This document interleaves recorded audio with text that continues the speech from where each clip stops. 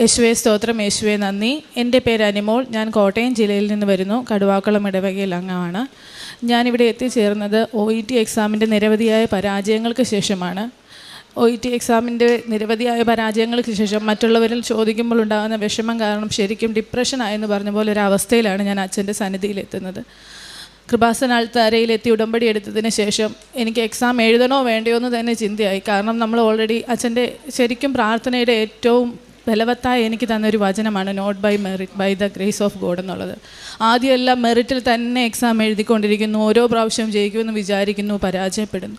പിന്നെയാണ് എനിക്ക് മനസ്സിലായത് നമുക്ക് ഏറ്റവും അത്യാവശ്യം ഈശോയുടെ ഗ്രേസ് ആണെന്ന്. നമ്മൾ പ്രാർത്ഥിക്കുന്നുണ്ടെന്ന് പറഞ്ഞാലും നമ്മൾ അൾത്താരയിൽ ഇവിടെ വന്ന് സാക്ഷ്യമെടുത്തതിന് ശേഷമാണ്, ഉടമ്പടി ജീവിതത്തിലൂടെയാണ് നമുക്ക് മനസ്സിലാകുന്നത് കൂടുതലായി നമ്മളിൽ നിന്ന് ഈശോ ആഗ്രഹിക്കുന്നത് കാരുണ്യ പ്രവൃത്തികളാണ്. നാം മനുഷ്യരായി കണ്ടവരെ സഹായിക്കുമ്പോൾ ഈശോ നമ്മുടെ ജീവിതത്തിൽ ഇടപെടുന്നത് നമ്മൾ വിചാരിക്കുന്നതിലും അത്യന്തം പരമായാണ്. അങ്ങനെ ഉടമ്പടി എടുത്തതിന് ശേഷം ഞാൻ എക്സാം ഡേറ്റ് എടുക്കാൻ ഉദ്ദേശിച്ചത് ഡിസംബർ 23 പക്ഷെ അച്ഛനും എടുത്ത് വന്ന് തലയിൽ കൈവച്ച് പ്രാർത്ഥിച്ചപ്പോൾ അച്ഛൻ പറഞ്ഞു 27 എന്നുള്ള ഡേറ്റാണ് മകളെ കാണുന്നത്, നീ അത് നോക്കിയെടുക്കാൻ പറഞ്ഞു. അപ്പോൾ ഞാൻ നോക്കിയപ്പോൾ ഡിസംബറിൽ 27 ഇല്ല. കുറേ ബന്ധുക്കാരൊക്കെ പറഞ്ഞു ഏതായാലും ഇത്രയും നാളായില്ല, ഇനിയിപ്പോൾ ഡിസംബറിൽ തന്നെ നീ എടുക്കുന്നത്. പക്ഷെ ഞാൻ പ്രാർത്ഥിച്ചപ്പോൾ എൻ്റെ അമ്മ എന്നോട് പറഞ്ഞു അച്ഛൻ പറഞ്ഞു തന്ന ഡേറ്റ് നീ അത് തന്നെ എടുക്കണമെന്ന്. നോക്കിയപ്പോൾ കറക്റ്റ് ജനുവരി 27 ഡേറ്റ് ഉണ്ടായിരുന്നു, 2024. അങ്ങനെ 24 ജനുവരി 27 ഞാൻ എക്സാം എഴുതിയതും അത്ഭുതകരമായ അമ്മ മാതാവ് എനിക്ക് അയർലൻഡ് സ്കോർ തന്നതിനെ അനുഗ്രഹിക്കുകയും ചെയ്തു.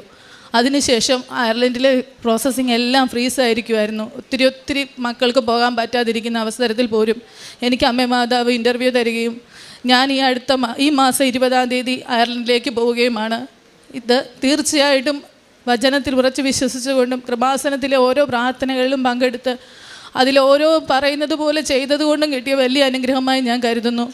ഇവിടെ വന്നതിന് ശേഷമാണ് നമുക്ക് ഓരോ പ്രവർത്തികളും എത്രമാത്രം ഈശോയിൽ സമർപ്പിച്ച് നമ്മൾ മറ്റുള്ളവർക്ക് ഒരു കുഞ്ഞു കാര്യം ചെയ്യുമ്പോൾ മാതാവ് അതൊരു അത്ഭുതമായി നമുക്ക് തിരിച്ചു തരും. ഞാൻ നഴ്സിംഗ് പഠിച്ചിട്ട് 14 കൊല്ലം കഴിഞ്ഞു. ഹൈദരാബാദിലെ നഴ്സിംഗ് സ്കൂളുമായി ഒരു കോണ്ടാക്റ്റും എനിക്കില്ല.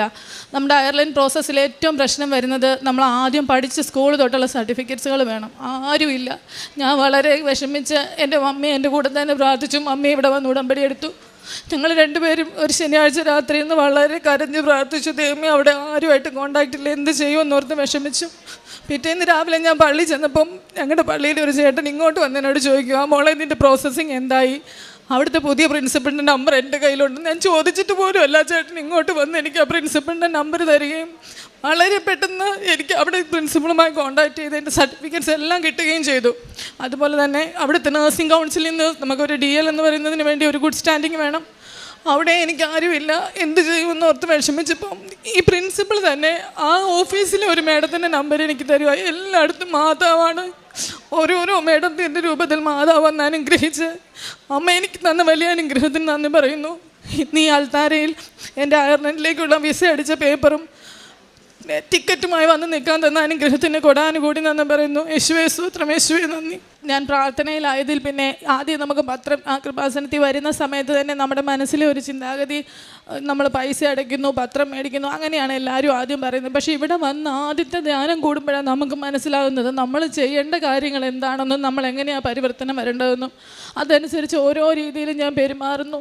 ഞങ്ങളുടെ അടുത്തുള്ള വൃദ്ധസദനങ്ങളെല്ലാം സന്ദർശിച്ച് അവരെ ശുശ്രൂഷിക്കുന്നു.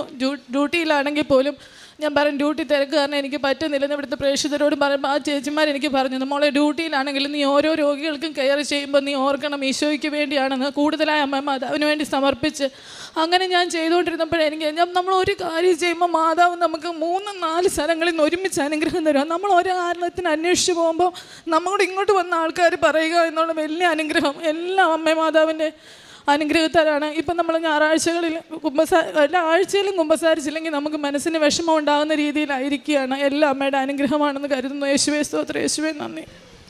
യെശയ്യാ പ്രവാചകൻ്റെ പുസ്തകം 43:18-19 കഴിഞ്ഞ കാര്യങ്ങൾ നിങ്ങൾ ഓർക്കുകയോ പരിഗണിക്കുകയോ വേണ്ട, ഇതാ ഞാനൊരു പുതിയ കാര്യം ചെയ്യുന്നു, അത് മുളയെടുക്കുന്നത് നിങ്ങൾ അറിയുന്നില്ലേ? ഞാൻ വിജനദേശത്തൊരു പാതയും മരുഭൂമിയിൽ നദികളും ഉണ്ടാക്കും. തനിക്ക് അയർലൻഡിലേക്ക് പോകുവാനായിട്ട് ദൈവം ചൊരിഞ്ഞ കൃപയ്ക്ക് നന്ദി പറയുകയാണ്. താൻ എന്ന് നേഴ്സിംഗ് പാസ്സായതാണെന്നും എത്രയോ വർഷങ്ങളായി OET പാസ്സാവുക അതായിരുന്നു ഈ മകൾക്ക് ഏറ്റവും ബുദ്ധിമുട്ട്. 6ാമത്തെ പ്രാവശ്യമാണ് താൻ OET അറ്റൻഡ് ചെയ്ത് പാസ്സാകുന്നത്. ഇവിടെ വന്ന് ഉടമ്പടി എടുത്തതിന് ശേഷം മാത്രം. അതുവരെയും തനിക്ക് പറ്റും, തനിക്ക് സാധിക്കും, ഒന്നിനു പുറകെ ഒന്നായി എക്സാം. എത്ര വർഷങ്ങളാണ് എടുത്തത്? 5 വർഷം. ശരിക്കും ഞാൻ എൻ്റെ ഇളയ മോടെ ഡെലിവറി കഴിഞ്ഞപ്പോൾ തൊട്ട് പ്രാക്ടീസ് ചെയ്യും OETക്ക് വേണ്ടി. 5 വർഷത്തിന് ശേഷം ഇവിടെ വന്ന് ഉടമ്പടി എടുത്താണ് OET പാസ്സായത്.